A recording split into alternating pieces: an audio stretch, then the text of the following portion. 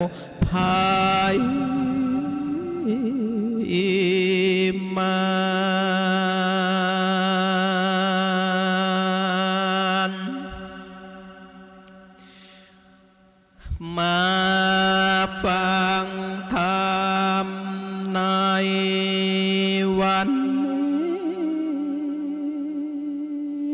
นี้อย่าใจเน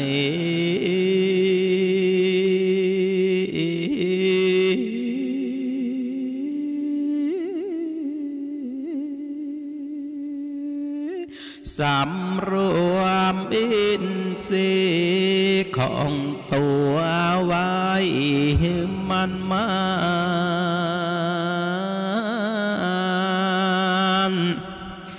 ภายอย่าได้กาดว่าไปเสียหนอตาได้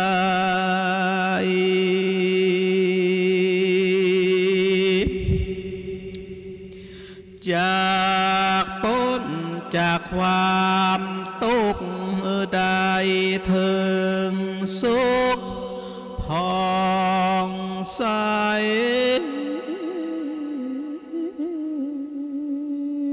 จำสินตานภาวนาไปใจหมดใสดัง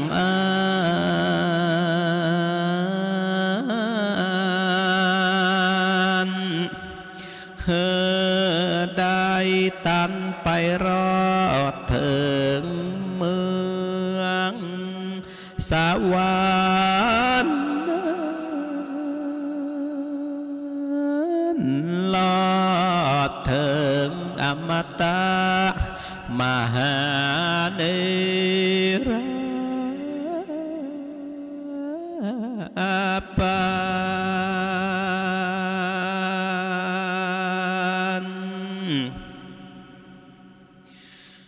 สาธาปีน้องตั้งหลาย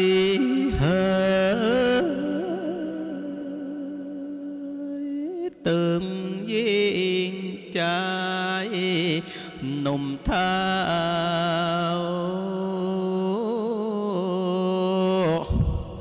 ฟังธรรมดวงนี้แล้ว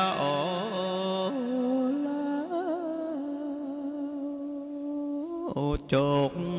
ได้นำไปสอนใจโต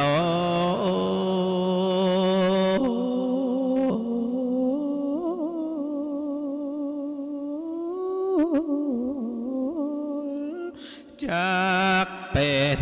เม่งมงคลกับใจดัง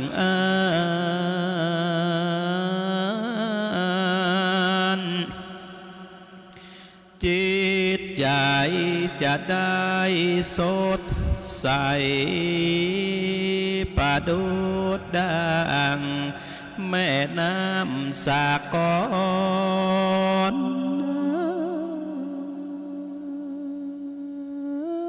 นอจืนเจอบานฟังแล้วจักได้อานิสงส์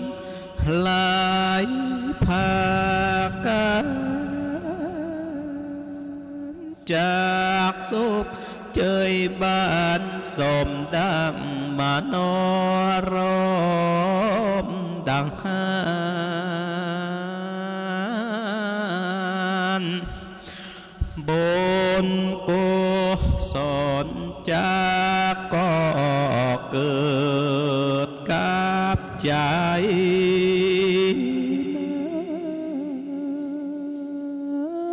ขอพ่อแม่ศรัทธาจงตั้งใจละนอ ฟังไป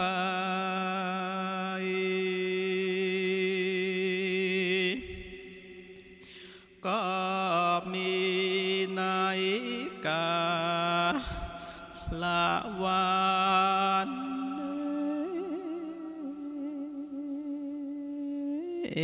และเด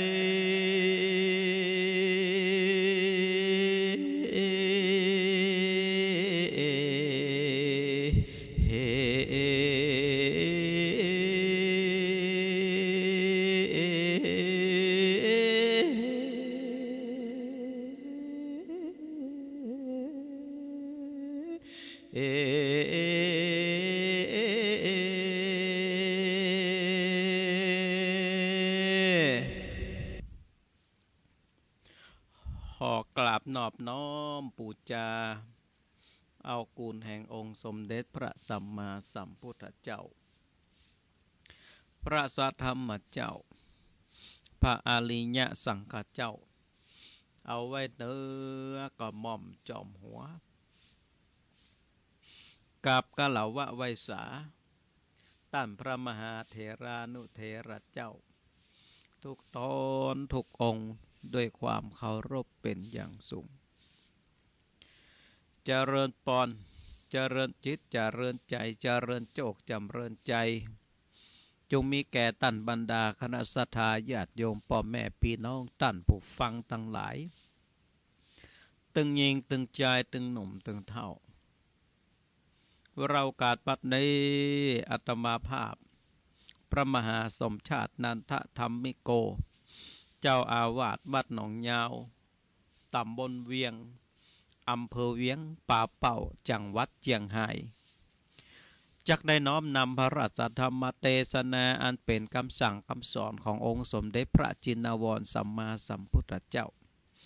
ได้มาสำแดงเทศนาธรรมผ่านไปทางสถานีวิทยุคลื่นสีขาวเพื่อชาวประชาเพื่อเป็นการพายโผดคณะสัตยาเจ้าข้าทั้งหลายคือได้สดับรับฟังน้ำธรรมคำสั่งคำสอนขององค์สมเด็จพระสัมมาสัมพุทธเจ้าวันนี้ก็ตรงกับวันพฤหัสบดีที่28เดือนตุลาคม2564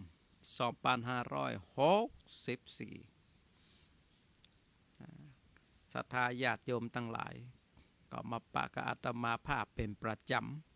ทุกวันพฤหัสบดี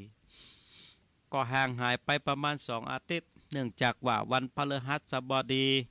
ก็มันตรงกับวันเข้าวันออกพรรษาเนาะเพราะฉะนั้นก็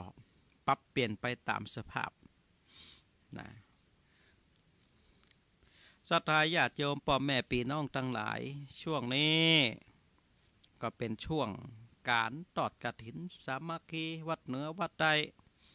เพราะฉะนั้นก็ศรัทธาญาติโยมก็คงจะได้มีโอกาสไปร่วมบุญร่วมกุศลเนาะกับศรัทธาญาติโยมบ้านใกล้บ้านไก่วัดใกล้วัดไก่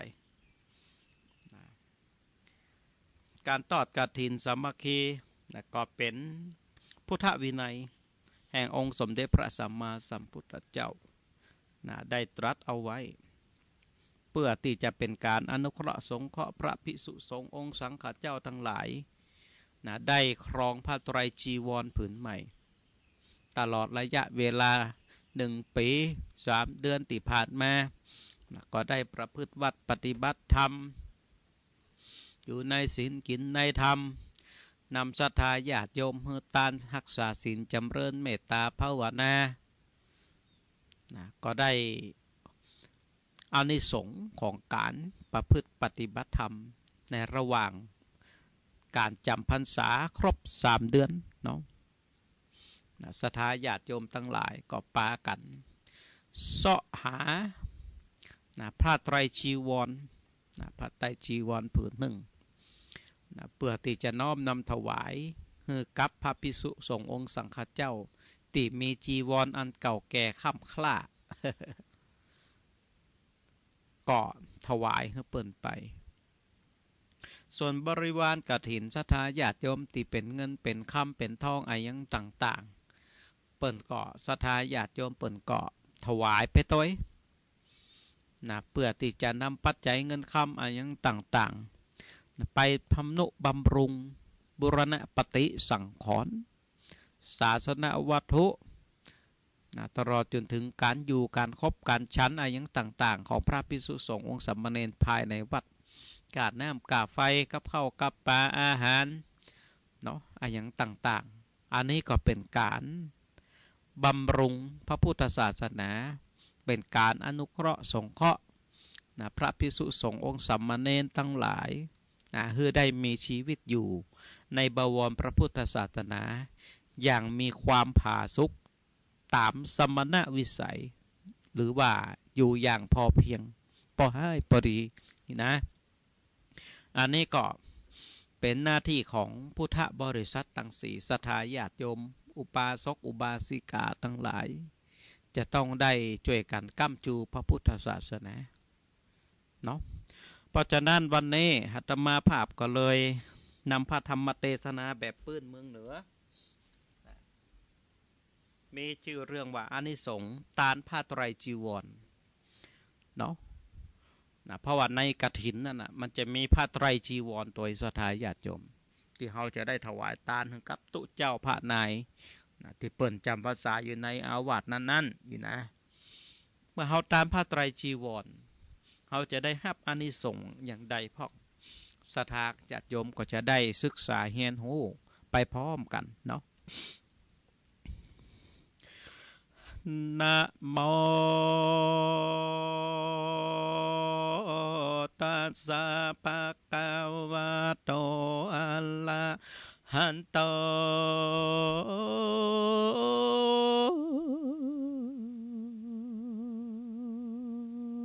สัมมาสัมพุทธัสสะ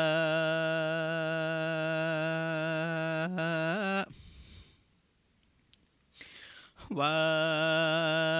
นทิตัวรัตนาตายังปังสุกุลาสานิยันติ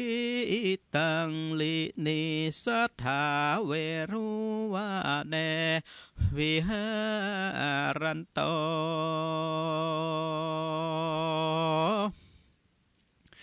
หารามภากาเทศิสัทธา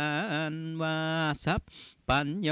พระพุทธเจ้าเมื่ออยู่สำลานในป่าเวรุวันอารามก็พารบซึ่งมหานนทาเทระเจ้าเป็นเหตุพระจึงเตสนาด้วยคาถาเป็นต้นว่าปังโสกุลาสานิยันเตดักนี้เป็นต้นก็มีแล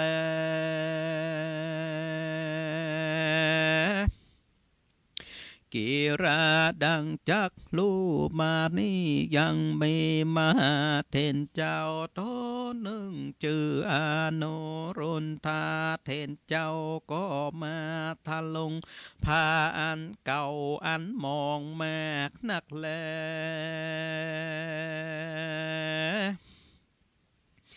ยังมีกาลกาบหนึ่งมหานุรุณธาเทระเจ้าก็เดินไปแสวงหาผ้าจีวรตามกองอยากเหงื่อและหนต่างก็บ่อนใดสักผืนหาทาในกาลยาบนั้นยังมีเทวดาตนหนึ่งชื่อว่าจาลินิวานก็มีวิมานอยู่จันฟ้าตาวาติงสาปุนหันแลอันนางเทวดาตดนี้ในอาทิตาจาตก่อนนั้นนางหากใดเป็นเมียแห่งมหาอนุรุณธาเทระเจ้าก็มีแล นาก็มาลำเปิงหันยังมาโนรนทาเทระเจ้าอันทาลงพาอันเก่าอันมองแสวงหาพายจีวรสัตว์นั้นนางจึงเอาผ้าขาวติบมาแต่สวรรค์เทวโลกลงมาสู่เมืองคนพาอันนั้นยาวได้13 ศอกแล้วนางเทวดาตนนั้นก็เอาผ้าขาวติบอันนั้นมาตอดไว้บนกองหยากเหยื่อที่หนต่างอันมี2 หน้าแห่งมหาโนรุนทาเทระเจ้าก็มีแลในเมื่อมาเทระเจ้าไปหลอดนี่นั้นแล้วก็หันยังผ้าขาวอันบริสุทธิ์ในกองอยากเหยื่ออันนางเทวดาเอาไปไว้ที่นั้นมาเทนเจ้าก็เข้าไปในที่นั้นก็ตั้งจิตอธิษฐานเอาผ้าติบตั้ง3 ผืนแล้วก็ปิกคืดมาสู่ยังที่อยู่แห่งตนหันแลบเมื่อนั้นอาลีญาสังฆเจ้าทั้งหลายหมายเมพระพุทธเจ้าเป็นเก้าเป็นประธานก็อนุโมทนาบุญสารว่าสาธุสาธุดักนี้อันว่าสัพโปลิสัตตานอันประกอบด้วยศรัทธาในศาสนาแห่งพระพุทธเจ้าอันนางเทวดาได้ตกแต่งนำมาถวายเป็นทานแก่มหาโนรนทาเทระเจ้าศาสนาแล้วอันนางได้ลำเปิงหันยังมหาเทนเจ้ามีพาทะลงอันเก่าอันมองอันเสวงหายังพาปังสุกุลศาสตร์นั้นจึงนำมายังพาข่าวอันเป็นเทพมาแต่สวรรค์เทวโลกลงมาแนว13 ศอกอันมาตอดไว้กองหยากเหงื่อเพื่อถวายเป็นทานแก่มหาอานันตเทนเจ้าวันนั้นแลพระพุทธเจ้ากล่าวคาถาว่าตัสสตินาทิดังนี้แลในกาลนั้นมหาเทนเจ้าจึงเย็บห้อยยังพาข่าวติบนั้นตีนั้นพระพุทธเจ้าตนมีปาขญาอันงามก็เสด็จลีลามาอยู่ในวิมานมากว่าดังอยู่ในมหาวิหารแลนาเมตนว่ามหาสารีบทเทนเจ้ามหาโมกขัลลานะเทนเจ้ากับตั้งมหากัสสปะเทนเจ้าก็มาหยิบเม่มยังพาอันเป็นติบอันอยู่ข้างกำหนึ่งมหาเทนเจ้าก็มาหยิบอยู่แหมข้างหนึ่งอันมีอริยะสังฆเจ้าทั้งหลายก็มาช่วยกันฟันใหม่อันจักหยิบนั่นแลพระพุทธเจ้าก็มาสนสอดเข็มเฮยังสังฆเจ้าทั้งหลายก็มีว่านั่นแหละนะ ตาสมิงขาเนในยาบนั้นสักโกอันว่าพญาอินตาทิราชเจ้าการรู้ว่าเหตุนั่นเล่าก็รีบเสด็จลงมาโดยอันรีบปันนักแลจึงถามอย่างอานิสงส์แห่งการตานพาจีวรแก่พระพุทธเจ้าจึงไว้ว่าพันเตข้าแต่สัมปัญโยพระพุทธเจ้าตนอันงามโยปุคโลอันว่าปุคลาผู้ใดผู้หนึ่งมีใจใส่ศรัทธาในศาสนาพระพุทธเจ้ามาตานพาพังสุขุนดังอันก็จักมีอานิสงส์มากเต่าใดขอพระพุทธเจ้าเทศนาอย่างอานิสงส์อันใดตานพาจีวรเป็นตานแด่เธออาทะในกาลยามนั้นศรัทธาอันว่าพระสัพปัญโยพระพุทธเจ้าก็เทศนาเก่าเป็นกถาว่าปัทวีสีเตลูลาจาอากาสมหานาทีจักวาราชาอนันตากรณาสันติโสลาจาสีดังนี้กาเดมหาลาชโยปุกะโลอันว่าผู้ลาผู้ใดมีใจในใส่ศรัทธาในศาสนาแห่งตถาคตนี้ก็ได้ตกแต่งน้อมนำมายังพาจีวรเป็นตานถวายแก่ภิกขุตนทะลองสินใสบัวลีสูตรอันถือธุดงเข้าวัด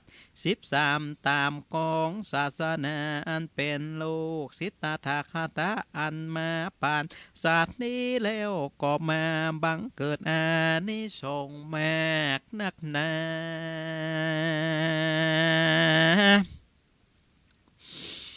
ต้านเปิงลู่ด้วยประการสานีอันว่าปัทวีแผ่นดินนาสังขยาว่าได้240,000 โยชน์จากกันนาจักมาผิบเตรียมด้วยอานิสงส์อันได้ถวายพระจีวรนี้เต้าว่าแผ่นดินนั้นก็ดูน้อยมากนักหนาจากโอปมาพาดุจะดังจอมปลวกนั่นแลผักกาหนึ่งเราจักเอามาผิบเตรียมด้วยแผ่นจักรวาลอันกว้างขวางก็ดูน้อยมากนักหนาอุปมาเป็นดังลูกเข็มอันน้อยนั่นแลผักกาหนึ่งจักผิบเตรียมด้วยแม่น้ำมหาสมุทรกุงกาก่อนน้อยนักหนาโอปมาปะโดดดังข้าออมแนมอันยกใดนั่นแลผักกาหนึ่งอุปมาปะโดดดังว่ายังมีพญาตนหนึ่งมีอนุภาวะมากนักแลมาเอาแก้วแหวนแสนสิ่งรัตนาเงินคำก้องก่อขึ้นไปถึงหมโลกปุ้นก็มีแล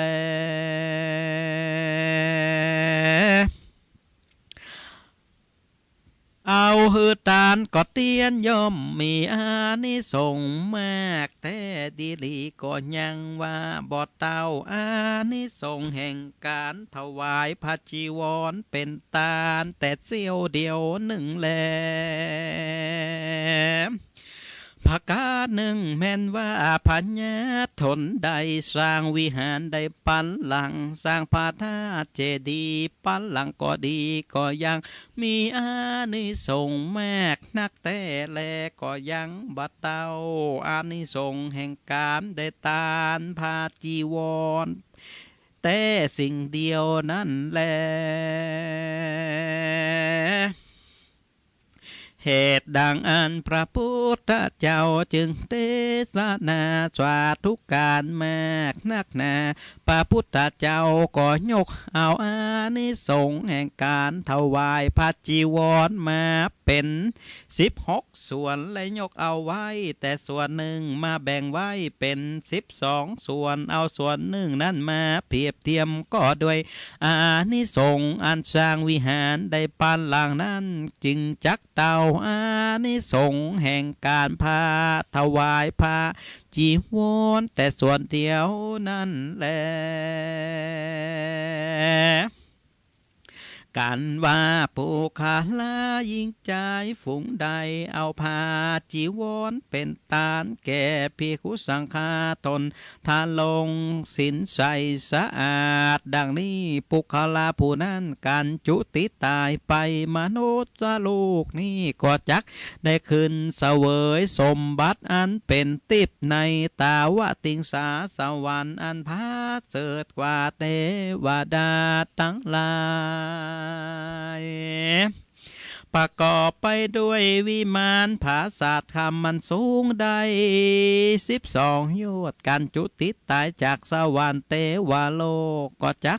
ลงมาเกิดในมนุษย์โลกเมืองคนก็จักได้เป็นพญาจักรวรรดิราชาได้หลายชาติในประเทศราชเมืองใหญ่เมืองน้อยวิปุลาอันกว้างขวางนับบ่ได้แต่แล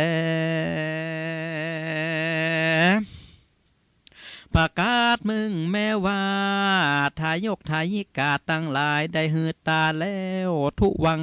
พุทโธภวิสติแม่นจักพาธนาเป็นพระพุทธเจ้าก็จักได้เป็นดังกรรมพาธนาแต่ดีลีแม่นว่าจักพาธนาเป็นพระปัจเจกพุทธเจ้าก็ดีอรหันตาสาวกเจ้าก็ดีก็จักอุดมสมเลธีแม่นจักพาธนาเป็นปัญญาอินตาปัญญาพรมต้นพระเสดก็ดีก็เตียนยอมได้ดังกรรมพาธนาแห่งตนบอกขาดบอกกาแม้นว่าจักพาธนาเป็นนางวิสาขาและนางสลีมหามายาอันเป็นแม่แห่งพระพุทธเจ้าก็ดีแม้นว่าจักพาธนาเป็นนางโสธาลาผู้มีรูปโสภางามบอดเศร้าอันเป็นพระแม่เจ้าลาหุนก็ดีแม่นจักพาธนาเป็นนางอุบลวรรณเท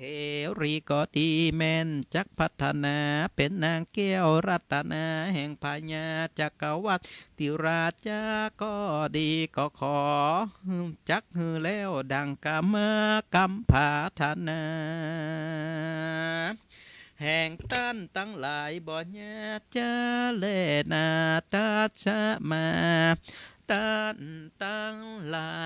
ย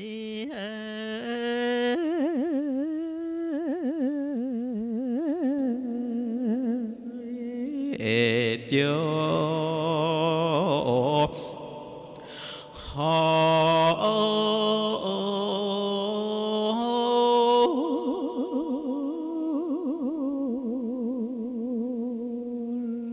ใครพัฒนาเถิงสุขในจาตินี้จาติหน้าจงปการ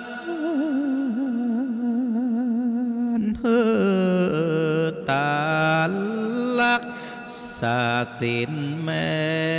ตตาภาวนาไป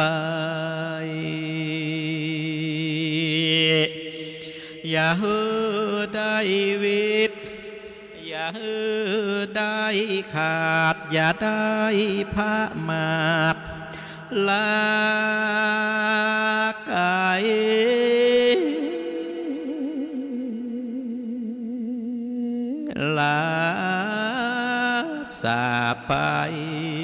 จิตใจจะหม่นเศร้า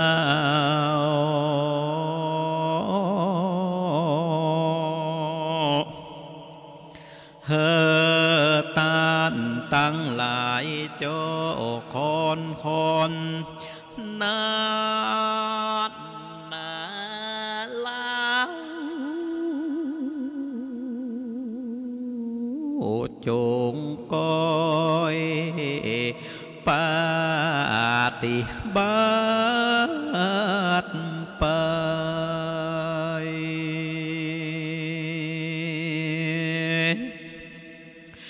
จา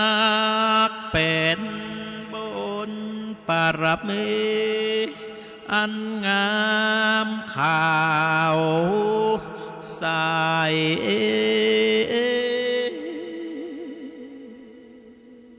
จำศีล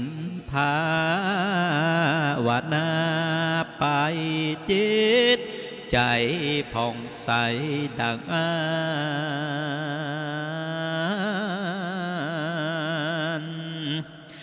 ละจากเมืองคนเมืองฟ้านั้นก็จากเข้าสู่ยอดนะมหา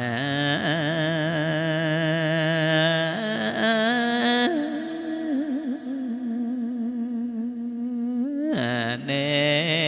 ราปันเถินเน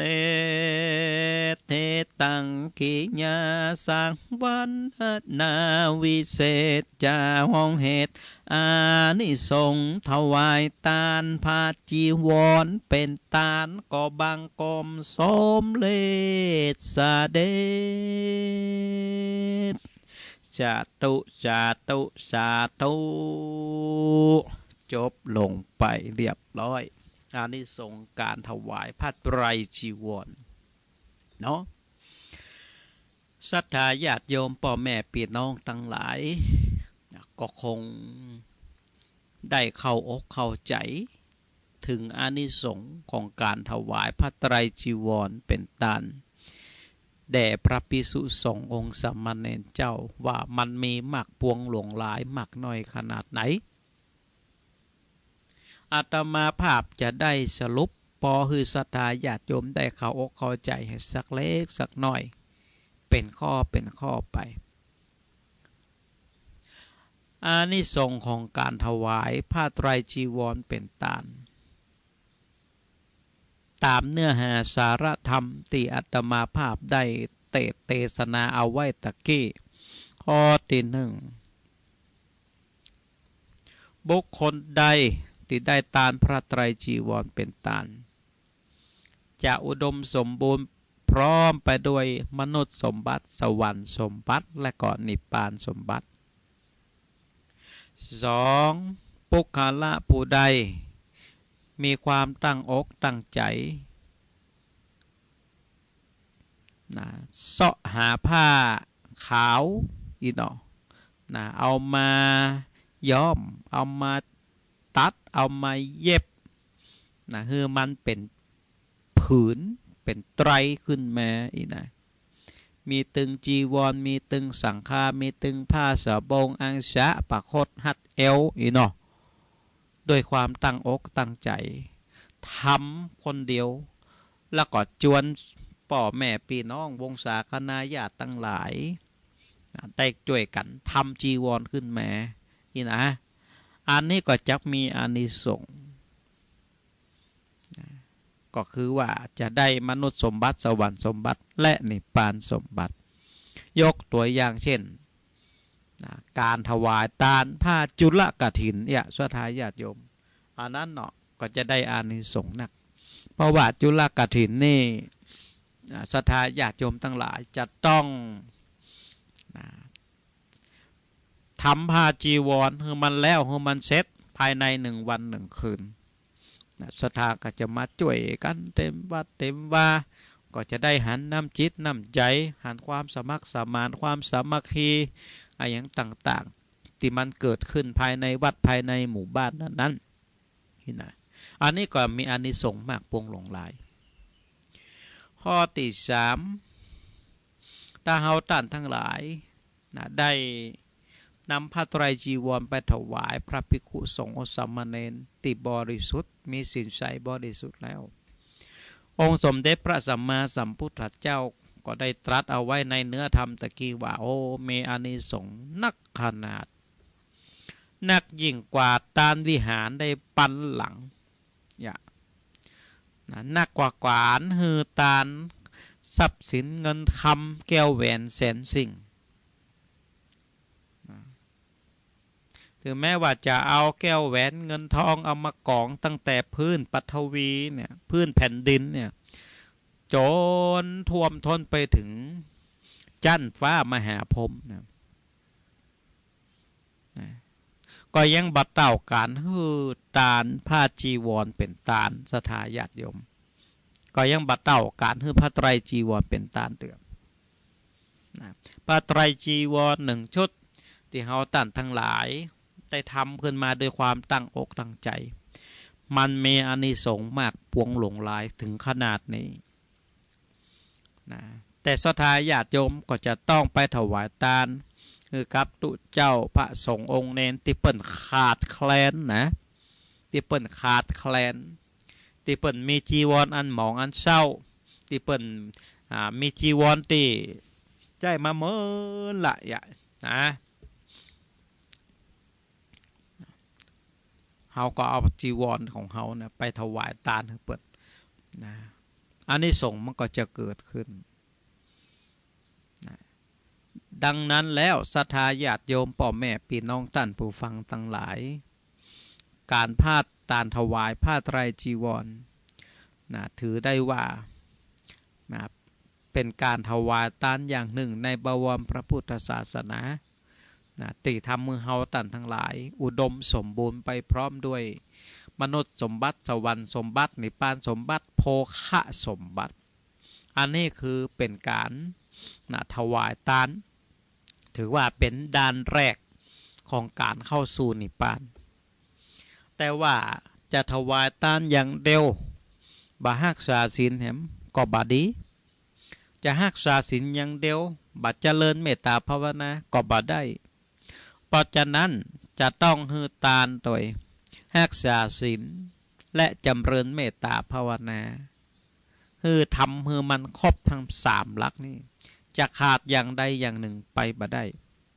จะไปเน้นตานักลำไปโดยบ่รักษาศีลก็บ่ดีจะไปเน้นรักษาศีลลำไปจนบ่เจริญเมตตาภาวนามันก็บ่ได้เฮาจะเข้าสู่นิพพานเจ้าโดยองค์สมเด็จพระสัมมาสัมพุทธเจ้าได้เฮาก็จะต้องทำให้มันครบทานศีลภาวนาถ้าเฮาบาทานบารักษาศีลเมตตาภาวนาอันนี้มันก็เป็นเรื่องยากที่เฮาท่านทั้งหลายจะเข้าสู่อมตะมหานิพพานจะพ้นจากโอกะวัฏสงสารมันก็จะเป็นเรื่องยากไปเนาะอันนี้ก็คือว่าประเด็นเนื้อหาสาระย่อๆนะพอคือศรัทธาญาติโยมได้อันเข้าอกเข้าใจนะเอาละต่อไปอาตมาภาพก็จะได้รับสายนาใหม่จากศรัทธาญาติโยมซึ่งก็มีเวลาแหม20 นาทีเนาะแหม20 นาทีศรัทธาก็โทรมาได้เบอร์โทรวัดหนองยาวก็089 955 8998 089 955 8998อ้าวโทรมากันได้ศรัทธาญาติโยมฟังอยู่ณสถานที่แห่งหนตำบลใดเหนือตกออกใต้เชียงใหม่เชียงรายลำพูนลำปางแป่น่านพะเยาเนาะเวียงป่าเป้าโพดไปแหวแม่สลวยอันนี้ที่ฟังกันอยู่ก็โทรมาเนอะโทรมาเนาะบ่ได้ป้ากันเมินก็คือเติงหาศรัทธาญาติโยมเนาะสายที่1โทรมาแล้ว เจริญปอนอ๋อสัญญาณชัดเจนหน่อยแม่เนาะบ้านเฮาเนาะโมตนาบุญเนาะอาจาตุโมตนาโมตนาโมตนาเหมือนกันเหมือนกัน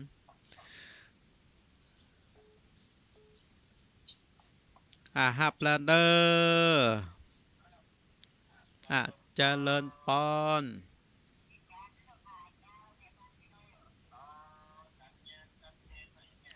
เจริญปอนปิดก่อนมาสายมันซ้อนกันนี่เนาะ0899558998โทรมามาฮือกำลังจิตมาฮือกำลังใจเพิ่มพลังใจกันเนาะห้าแหมหนึ่งสายเจริญปอนเอารายงานตัวจากทางใด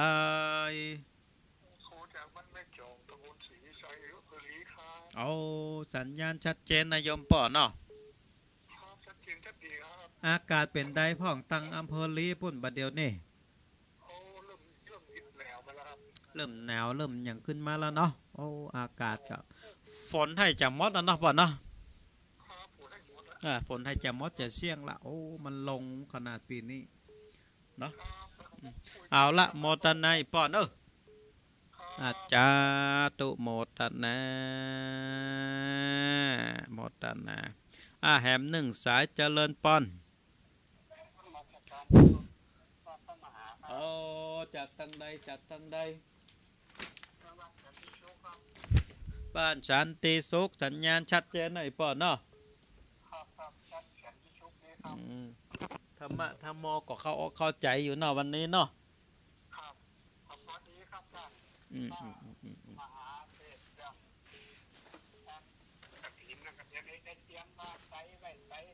แม่นโอ้ปอดต้านวัดไหนฮะนี่วัดแม่เจดีย์เนาะอ๋อมีกฐินวันผูกอะ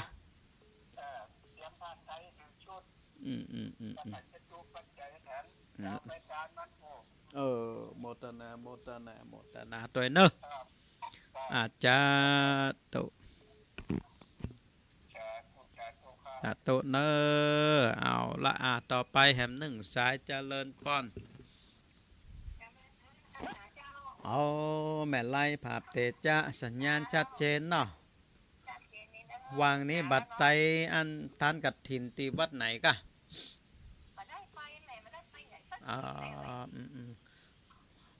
อันของวัดหนองยาวันที่19 พฤศจิกาเนอะอันนี้นิมนต์ครูนิมนต์ครูบาสมานมาต้อยอันแม่ไล่ก็มาต้อยครูบาสมานเนอะโมตนาจาตุคนหน่อยนะเนื่องจากเวลามันก็บันนักบหลายเนาะเจริญปอนดักปิ้งไปเหียเจริญปอนจาตุที่แม่จากตั้งได้บ้านหอยชมโอ้อันตั้งป้นตานกระถินละใกล้แม่ใกล้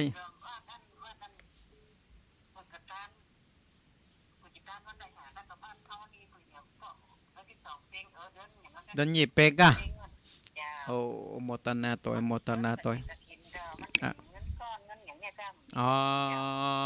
ทานต้นเงินต้นอย่างนี้เนาะอ๋อเอาละโมตนาบุญด้วยเนาะ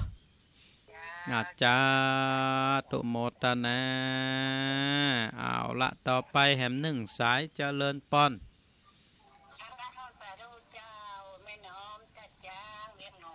เวียงหนองล่องตั้งปูนอากาศหนาวหรือยัง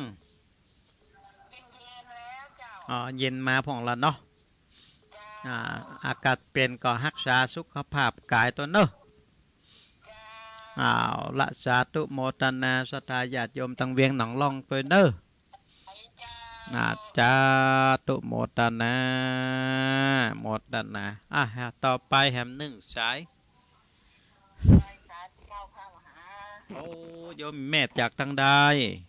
โยมแม่จากบ้านละปูนเรามาทาได้บ้านข้ามทาหลับปูนโอ้สัญญาณชัดเจนเนาะเจ้าสัญญาณชัดเจนเมื่ออืมเจ้านี่นาอืมอืมฟังมาพุทธนกุองค์ฟังกันนักกันหลายอยู่เนาะตั้งปูนเนาะ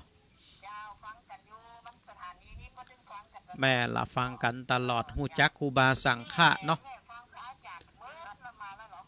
รอแม่ละโอ้เฮาก็สองเฮาก็อาทิตย์แล้วพระอาจารย์ไม่ได้ออกเนาะแม่นละเฮาก็เตดน้ำเตดทำอันตู้ทำในอันวัดนำเดินเฮาเตดกูผูกกับเดี๋ยวเนี้ยอ๋อเตดทำแม่มเดี๋ยวนี้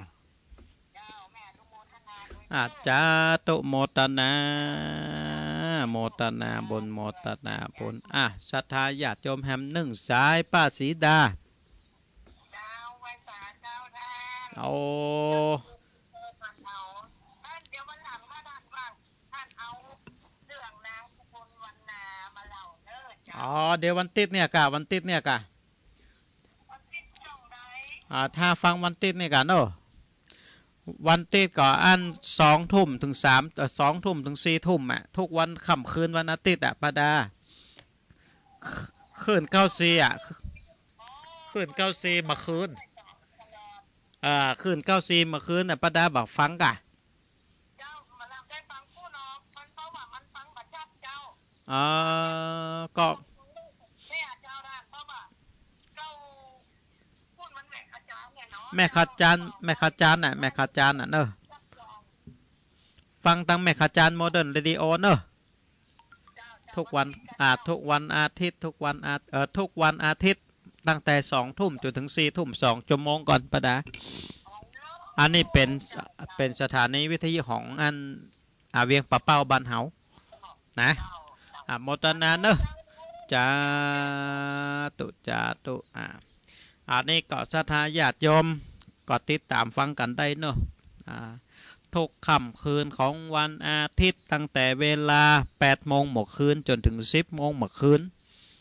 อันนี้ก็จะมีครูบาสังฆะทั้งหลายมาเตดน้ำเตศนาให้ฟังโอ้สปะสเปดแต่อาตมาภาพนี้ได้คิววันอาทิตย์หมดคืนนอกนั้นก็จะรับซับเปลี่ยนกันไปตั้งแต่วันจันทร์ถึงวันเสาร์ก็ติดตามกันได้ติดตามฟังกันได้อันนี้ก็คืน94.50แมคคาจานโมเดิร์นเรดิโอเนอะ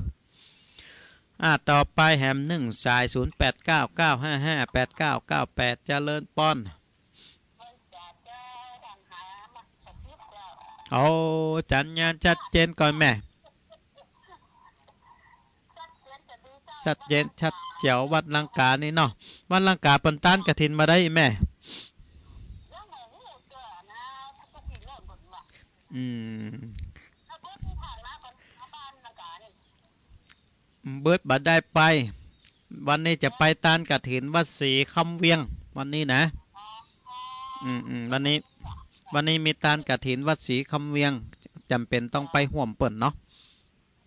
เอาละโมตนาบุญเนอะอาจารย์ตุโมตนาโอ้วันนี้มีกฐินทานเนาะวัดศรีคำเวียงเนอะศรัทธาญาติโยมในเขตตำบลเวียงตำบลสันสลีเนาะไผอยากจะไปห่วมสร้างบุญสร้างกุศลก็ไปปะกับอาตมาภาพได้ที่วัดศรีคำเวียงเนาะอันนี้ก็จะเอาศรัทธาญาติโยมไปกินไปทานห่วมเปิ่นเนาะเพราะว่าเป็นวัดเก่าวัดเดิมที่เคยอาศัยอยู่เพราะฉะนั้นก็จะอยากจะไปปะหน้าปะตาศรัทธาญาติโยมวัดเก่าวัดเดิมไปกินไปทานกัมจูบวรพุทธศาสนาไปเนาะต่อไปแหม1 สายเจริญปอนป่อบุญธรรมวันนี้ป่อบุญธรรมมาลูนบันลูเอาเจ้าเลือดมั่มเดียวนี่อันตีไหนฮั่นไปเจ้าเลือดตีไหนฮั่นนี่อ๋อเปิ่นอันคุณหมอเปิ่นมาตรวจสุขภาพกะเจาะน้ำตาลเบาหวานความดันก็ว่ากันไปรักษาสุขภาพกันไปเนาะดีละเนาะวันนี้ก็ว่างกับไปปะกันติวัดศรีคำเวียงเนาะ วันนี้ว่าสิคำเวียงตานกระถินวันนี้ครับเดี๋ยวจะไปหาจ่ายเงินเอาละดูวัดนั่นน่ะโมตนาบุญเนอะจาตุโมตน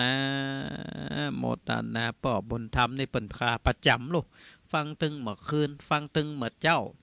ฟังกันมาหู้กี่ปีแล้วบัดนี้จำได้ละโมตนาบุญนะบุญสำเร็จด้วยการฟังธรรมนะไผ่ฟังนักก็ได้ปัญญานักนะไผ่ฟังน้อยก็ได้ปัญญาน้อยไผ่บ่ฟังเลยก็ปัญญาก็บ่มีนั่นนะปัญญาเกิดจากการฟังนะถ้าเราอยากจะได้ความโหอยากจะได้ธรรมะธรรมโมเข้าไปชำระจิตใจเราตันตั้งหลายก็จะต้องมันขยันฟังธรรมะธรรมโมเนาะ089 955 8998เบอร์โทรวัดหนองยาวประชาสัมพันธ์ให้น้อยเนอะศรัทธาญาติโยมพ่อแม่พี่น้องทั้งหลาย19 พฤศจิกายน 2564 เวลาบ่ายโมงตรงวันเดือนยี่เพ็งคณะศรัทธาญาติโยมวัดหนองยาวจะได้ทำพิธีตอดกฐินศรัทธาสามัคคีซึ่งปีนี้ก็ได้รับความอนุเคราะห์จากท่านในอำเภอเวียงป่าเป้าจากจวนป่อหลวงบ้านป่อกำนันในเขตอำเภอเวียงป่าเป้าทุกตีทุกตังและก็ศรัทธาสาธุชนทั้งหลายที่มาจากทิศทั้งสี่เข้ามาตอดกฐินที่วัดหนองยาวง่ายๆก็เป็นกฐินอำเภอเวียงป่าเป้าปีนี้โต๊กที่วัดหนองยาวเนอะเพราะฉะนั้นก็ขอเชิญชวนศรัทธาญาติโยมทั้งหลายมาร่วมสร้างบุญสร้างกุศลตั้งแต่เวลาประมาณบ่ายโมงเป็นต้นไปเนอะตั้งแต่เวลาประมาณบ่ายโมงเป็นต้นไป